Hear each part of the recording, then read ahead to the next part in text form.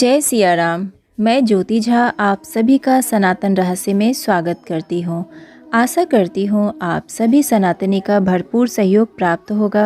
आप सभी से अनुरोध है कि भक्ति में लीन होने से पहले एक लाइक जरूर कर दें। कार्तिक मास महात्म्य कथा का 29वां अध्याय। राजा पृथु ने कहा, हे मुनि श्रेष्ठ, आपने कलह द्वारा मुक्ति पाए जाने का वृतांत मुझसे कहा, जिसे मैंने ध्यानपूर्वक सुना। हे नारद जी, यह काम उन 2 नदियों के प्रभाव से हुआ था।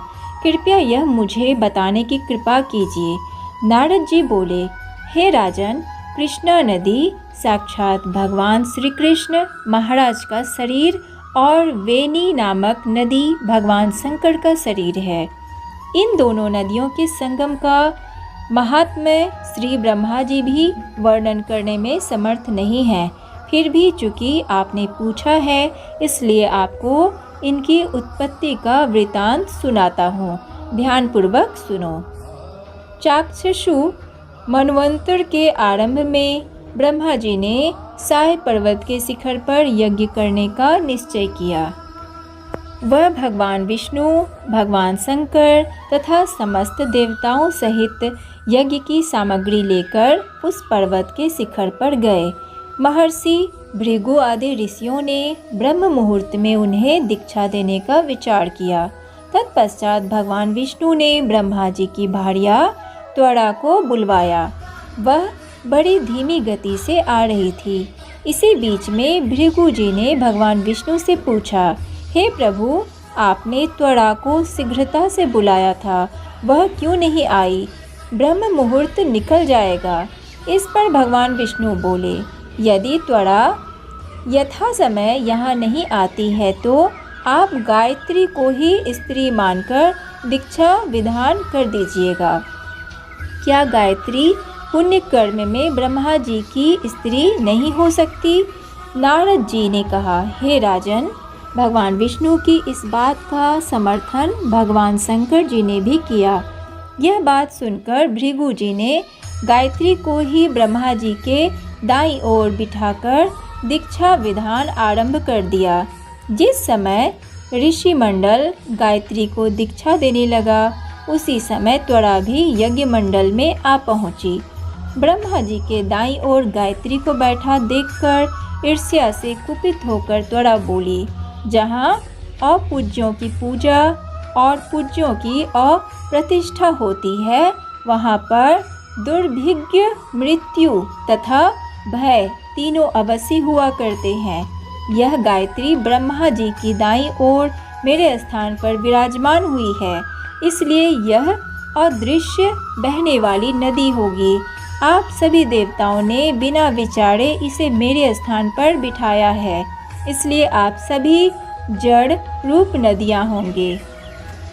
नारद जी राजा पृथु से बोले, हे राजन, इस प्रकार त्वरा के श्राप को सुनकर गायत्री क्रोध से आग बबूला होकर अपने होठ चबाने लगी। देवताओं के मना करने पर भी उसने उठकर त्वरा को श्राप दे दिया। गायत्री बोली, त्वरा, जिस प्रकार ब्रह्मा जी तुम्हारे पति हैं, उसी प्रकार मेरे भी पति हैं। तुमने व्यर्थ ही श्राप दे दिया है, इसलिए तुम भी नदी हो जाओ। तब देवताओं में खलबली मच गई। सभी देवता त्वरा को साष्टांग प्रणाम करके बोले, हे देवी, तुमने ब्रह्मा आदि समस्त देवताओं को जो श्राप दिया है वह उचित नहीं है, क्योंकि यदि हम सब जड़ रूप नदियाँ हो जाएंगे तो फिर निश्चय ही यह तीनों लोक नहीं बच पाएंगे। चूँकि यह श्राप तुमने बिना विचार किए दिया है, इसलिए यह श्राप तुम वापस ले लो। त्वरा बोली, हे देवगण, आपके द्वारा यज्ञ के आरंभ में गणेश पूजन न किए जाने के कारण ही यह विघ्न उत्पन्न हुआ है। मेरा यह श्राप कदापि खाली नहीं जा सकता, इसलिए आप सभी अपने अंगों से जड़ीभूत होकर अश्वमेव नदियाँ बनोगे।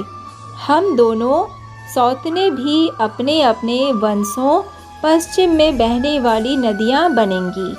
नारद जी राजा पृथु से बोले, हे राजन, त्वरा के यह वचन सुनकर भगवान विष्णु, शंकर आदि सभी देवता अपने अपने अंशों से नदियां बन गए।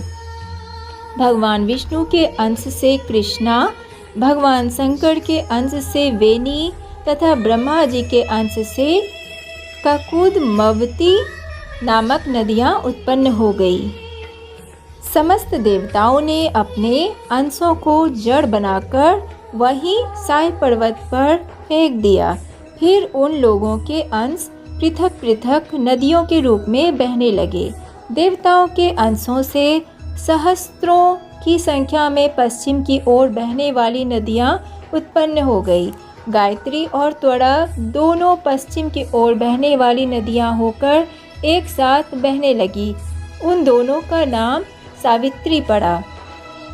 ब्रह्मा जी ने यज्ञ स्थान पर भगवान विष्णु तथा भगवान शंकर की स्थापना की। दोनों देवता महाबल तथा अतिबल के नाम से प्रसिद्ध हुए। हे राजन, कृष्णा और वेणी नदी की उत्पत्ति का यह वर्णन जो भी मनुष्य सुनेगा या सुनाएगा, उसे नदियों के दर्शन और स्नान का फल प्राप्त होगा। अगर आपको मेरी वीडियो थोड़ी भी हेल्पफुल लगी हो तो वीडियो को लाइक करें और चैनल को सब्सक्राइब ज़रूर करें।